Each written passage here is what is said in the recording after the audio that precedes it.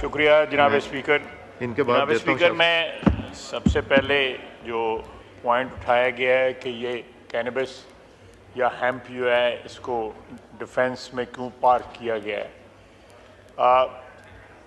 Basically ہم park literally اس طرح نہیں کیا گیا. یہ ایک ریگولیٹری ان کا سیٹ اپ جو ہے وہ اس وقت میں آج جو لیجسلیشن بھی اس کی ہو رہی ہے اس کے لیے جو ہے ڈیفنس کے ذمے لگا.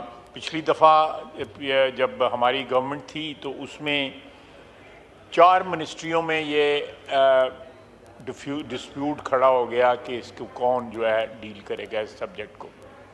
Science and technology, agriculture, commerce اور ایک اور وزارت تھی, مجھے یاد ہے کہ میں تقریباً 2-3 مہینے اس بات کی تگدو کرتا رہا کہ یہ کسی طرح معاملہ حل ہو جائے, اور سائنس اینڈ ٹیکنالوجی کے پاس رہے, ایکسکلوسیولی ان کے پاس رہے.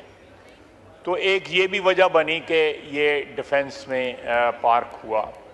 لیکن کینبس کے یا ہیمپ کے جو یوزیجز ہیں وہ اتنے ان میں ویریڈ قسم کے یوزیجز ہو گئے ہیں کہ جو یوزیج جو ہے لیڈر آف اپوزیشن کے ذہن میں ہے صرف وہی نہیں رہ گیا, اور بھی بہت سے یوزیج جو ہیں جن میں ڈیفنس بھی ہے, جس میں ہیلتھ بھی ہے, جس میں اور بھی بہت سے یوزیج ہیں.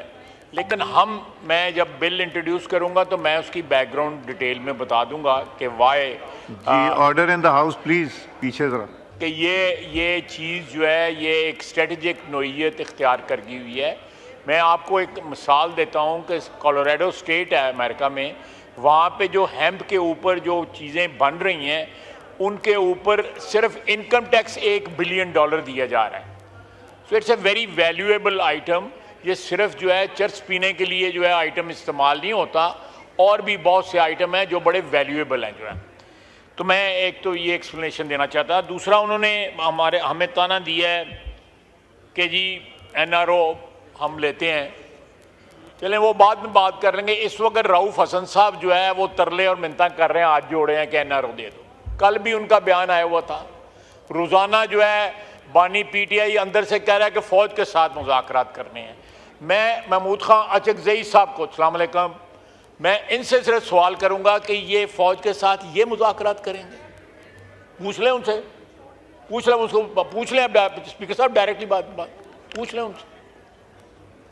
میں یہ بات جو ہے بالکل میرا بھائی ہے, میرا اس کے ساتھ بڑا تعلق ہے. لیکن آپ یہ دیکھیں مذاکرات جو ہیں یا وہ ان کو ریپرزینٹ کریں گے محمود خان اچکزئی صاحب جو ہیں کہ جو پارٹی جو ہے سیاسی پارٹیوں کے ساتھ مذاکرات کرنا نہیں چاہتی, وہ مذاکرات اسٹیبلشمنٹ کے ساتھ کرنا چاہتے ہیں. تو ان کا کیا جو ہے موقف ہوگا میرے بھائی محمود خان اچکزئی صاحب کا اس نقطے کے اوپر کہ وہ یہ یہاں پہ بیٹھی ہوئی پارٹیوں کے ساتھ مذاکرات نہیں کرنا چاہتے. وہ مذاکرات جو ہے پرانا نشہ ہے. ان کی گود میں پرورش پائی, وہ گود بار بار یاد آتی ہے. یہ بھول جاتے ہیں کہ نہ شجاع رہا, نہ باجوہ رہا, نہ فیض رہا. یہ ایک نیا نظام ہے, ایک نئی قیادت ہے, اور وہ نہ زیار. آپ بالکل صحیح کہہ رہے ہیں, میں آپ کے ساتھ ہوں اس ایشو کے اوپر. میں یہ کوئی نہ رہا, لیکن وہ جو ہے یہ بھنگ کی طرح یا ہیمپ کی طرح یہ لگی ہوئی ہے, ان کو ٹھڑک لگا ہوا ہے اس کا نشے کا, اور یہ بار بار ان کو وہی یاد آ رہا ہے. محمود خان, میں غلط بات تو کر رہا ہوں تو مجھے ٹوک دینا, میں واپس لے لوں گا کوئی بات. تو یہ جو ہے اگر مذاکرات جو ہے اگر انہوں نے کرنے ہیں تو جن کو آوازیں مار رہے ہیں ان کے ساتھ مذاکرات اگر کرتے ہیں تو کر لیں. لیکن میں بار بار جو ہے نام لیتے ہیں کہ جی کیونکہ ہمارا جو اتحاد ہے اس کے ہیڈ جو ہیں وہ محمود خان اچکزئی صاحب ہیں تو وہ مذاکرات کریں گے. پہلے یہ اپنے گھر میں یہ فیصلہ کر لیں کہ مذاکرات کرنے کس سے ہیں. ہم سے تو کرنے نہیں ہیں, یہ جتنے ہم لوگ بیٹھے ہوئے ہیں جن سے کرنے ہیں وہ کرتے ہیں, ان سے تو کر لیں, بالکل کر لیں, ان سے بھی کر لیں.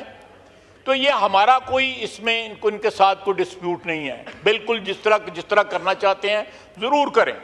کوئی کرتا ہے کر لیں, نہیں کرتا تو پھر کوئی اور کو ترلا منت کا جو ہے طریقہ جو ہے وہ دریافت کریں اس میں.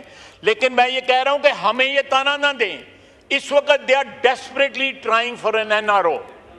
جو ان کے حالات ہیں اس حالات میں یہ چاہتے ہیں کہ ہمیں کوئی ریلیف ملے، اسٹیبلشمنٹ ریلیف دے، ہمارے ساتھ کوئی جو معافی تلافی کا.